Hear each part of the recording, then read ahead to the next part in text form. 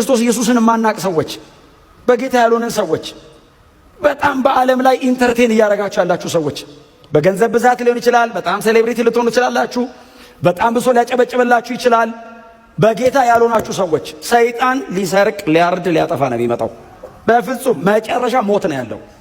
ወደ ጌታ ተመለሱ፣ ወደ ኢየሱስ። ከዚህ ውጪ ህይወት የለም። ህይወት ወንጌል ጋር ኢየሱስ ጋር ብቻ ነው። ከዚህ ውጪ ሞት ነው። ህይወት የሚመስል ሞት፣ ደስታ የሚመስል ዘላለማዊ ሐዘን፣ በጣም ጥቂት ክብር ያለበት የሚመስል ዘላለማዊ ሲቃይ። ወደ ጌታ ንስሐ እንመለስ። ከኢየሱስ ውጪ ህይወት የለም። ዓለም ሞት ነው ያለው። ሌባው ሊሰርቅ ሊያርድና ሊያጠፋ ነው። የትም ሰይጣን ይገኝ አልቲሜትሊ ታርጌቱ መግደል ነው። ኢየሱስስ ህይወት እንዲሆን እንዲበዛልን ነው የመጣው።